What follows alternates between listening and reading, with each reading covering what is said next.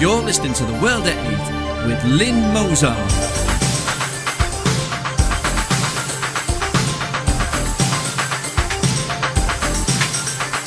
The World at 8, the number one in nationalist news.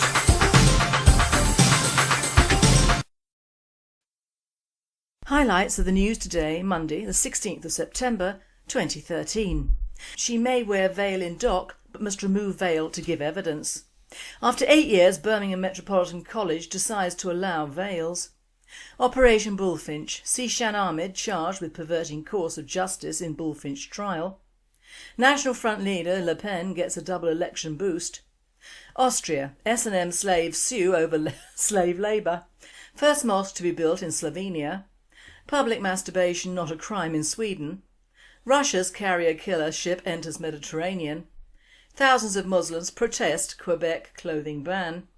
Western media finally reports on the plight of Maaloula's Christians. Thought for the day, what is it with EU rulings in the UK? And finally, it beggars belief. UK news. She may wear a veil in dock but must remove veil to give evidence. The Muslim woman standing trial for witness intimidation may wear her niqab in the dock. However, she must remove it when giving evidence so the jury is able to see her facial expressions and make their judgment on the truthfulness of her evidence. Judge Peter Murphy made the ruling at Blackfriars Crown Court in London, where the woman is due to stand trial later for one count of intimidating a witness. The order means that if the woman, who started wearing the veil in May 2012, refuses to comply during her trial, she could be jailed for contempt of court. The judge said he would offer the woman a screen to shield her from public view while giving evidence, but that she had to be seen by him, the jury and lawyers. In the ruling, Judge Murphy said, the ability of the jury to see the defendant for the purposes of evaluating her evidence is crucial. He added that the niqab has become the elephant in the courtroom, and there was widespread anxiety amongst judges over how to tackle that issue. He added he hoped Parliament or a higher court will provide a definite answer to the issue soon. World at 8 says, by this he means the Court of Human Rights in The Hague, and God help us there. The day they ban anything coming from Islam will be the day of true celebrations in the UK. She only started to wear the veil last year, so does this look like a publicity or legal ploy to cause delay and trouble? If so, it appears to be working. After 8 years, Birmingham Metropolitan College decides to allow veils. Birmingham Metropolitan College originally said hoodies, hats, caps and veils must be removed so students were easily identifiable, but now it has decided to modify its stance to allow individuals to wear specific items of personnel clothing to reflect their cultural values. In a statement it said it would modify the policy as we are concerned that recent media attention is detracting from our core mission of providing high quality learning. Just a day after David Cameron backed Birmingham Metropolitan College for outlawing religious veils on security grounds, bosses announced they'd changed their minds. Now anyone can wear a face covering if it reflects their cultural values, the college said yesterday. The cowardly climb down came after politically correct critics set up an online petition against the move. Philip Hollowbone, a Tory MP trying to introduce a ban on all face coverings in public, said, "What a shame, I'm sure a lot of Daily Express readers will be disappointed it backed down. The college made a common sense decision because it needs to see who's on its campus. It has caved into a wall of politically correct criticism and outrage stoked by a few Islamic groups." World at 8 says, climb down in face of PC trolls, fanatics and troublemakers disguised as students.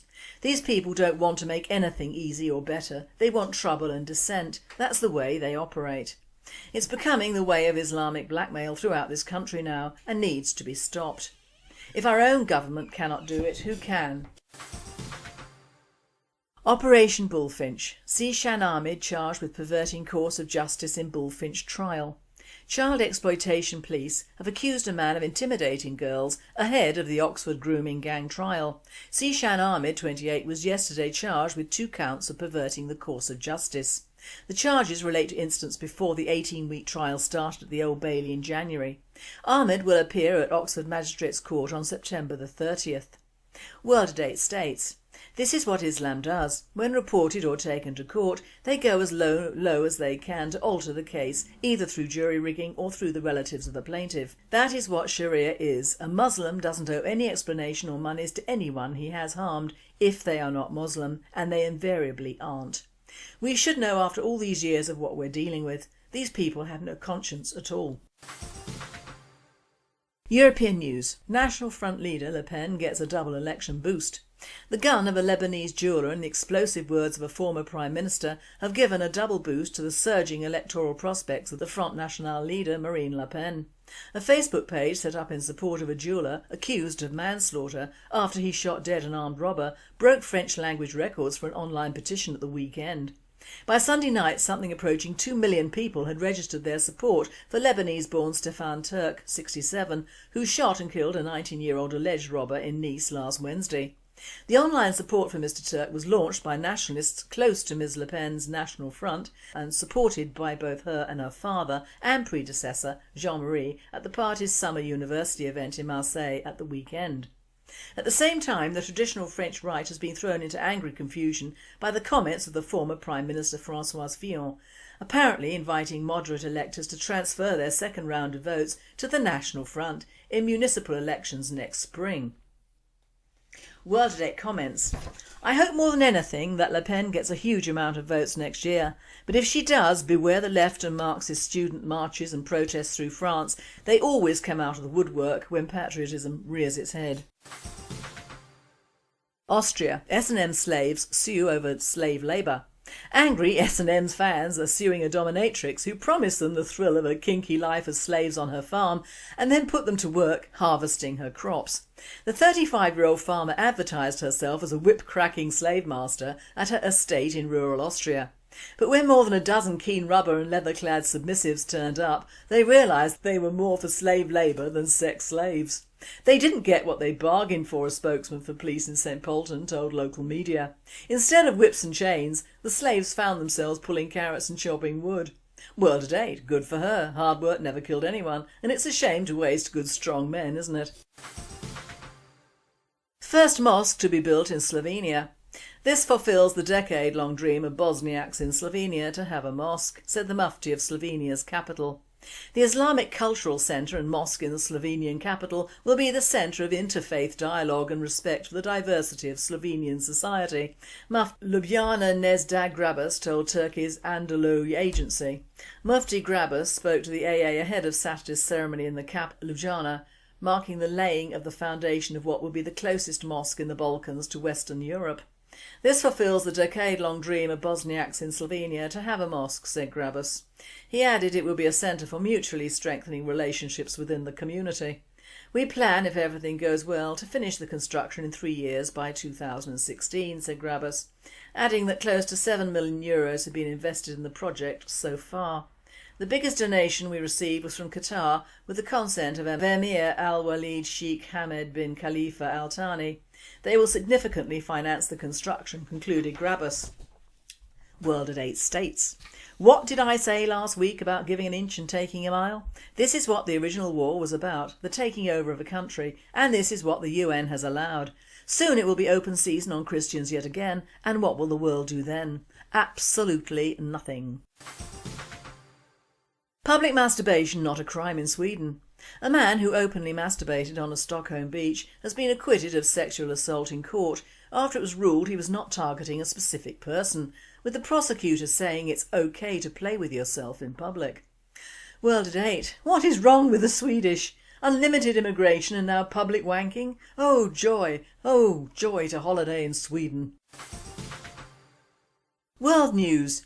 Russia's carrier killer ship enters Mediterranean. Russia's Moskva missile cruiser, called the Carrier Killer by NATO, passed through the Straits of Gibraltar this week and is headed towards the Mediterranean to command the Russian naval force, RT.com reported. Thousands of Muslims protest Quebec clothing ban. Thousands of mostly Muslim protesters took to the streets in Montreal to express anger Saturday at a plan to ban public sector workers from wearing religious garb in Quebec. The prohibition of headscarves, turbans and other religious garments is part of a proposed overhaul of the Canadian province's Charter of Values. No to the charter, the demonstrators shouted, whilst also chanting Quebec is not France, a reference to a similar law which has been in force in that country for more than 2 years. The planned measure, soon to be presented to Parliament, has sparked a raging debate since details were leaked to the media a few weeks ago. It would ban public sector employees from donning conspicuous religious symbols, including headscarves, yarmulkes, turbans and large crosses at work, but allows certain religious jewellery as long as it's not very visible. The proposal also requires people receiving state services to make their faces completely visible, a measure aimed at banning some traditional head-to-toe garments worn by Muslim women.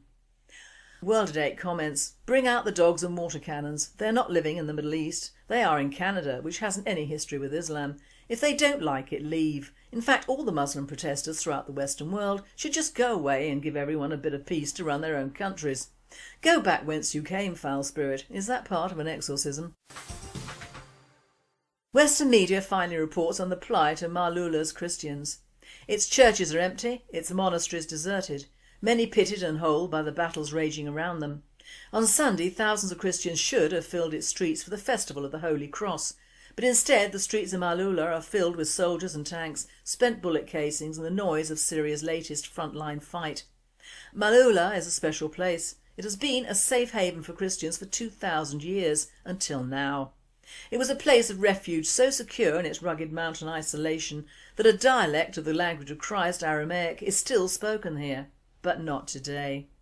Its Christian community of 2,000 has fled. In the tight alleyways and streets that wind up Maaloula's mountainside, their language has been replaced by the Arabic of two bitter enemies, rebels from the 3 Islamist groups and the soldiers of President Bashar al-Assad. Some 70,000 tourists a year used to come here from all over the Middle East, Europe and America to marvel at the Christianity carved into its rock. But the Welcome to Maaloula sign, as I, Bill Neely of ITV News, drove in, seemed almost laughable.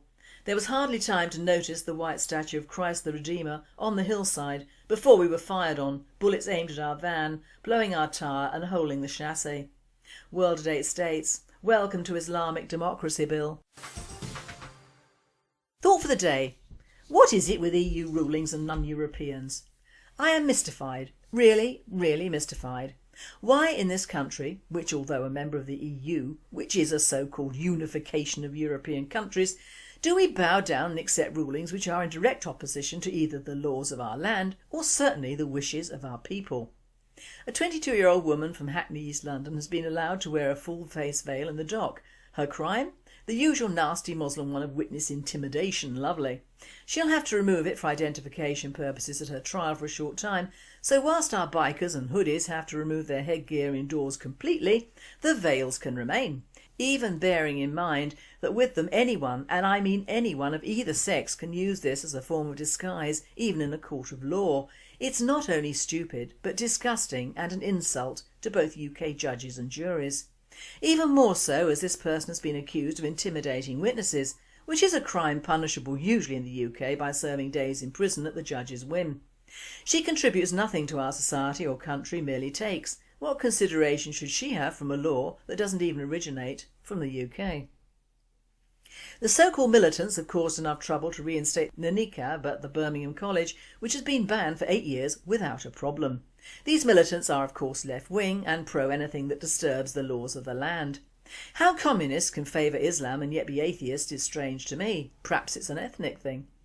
But it's the same with the EU. They are supposed to stand up for Europe and Europeans, and yet, like our UK left-wingers, do everything in their power to destroy has been running along OK lines for many years. It would appear we have as nationalists many enemies, most of which are within, but the largest and most deadly is the one without, the European so-called Union. The only use the EU building in Brussels serves is to bundle up all the ineffectual politicians in one building so that hopefully an Islamic terrorist can self-destruct when in session, perhaps several of the buggers, and do away with the lot. Of course this will not happen because the EU is probably being paid for by friends of Islam in Saudi and Qatar.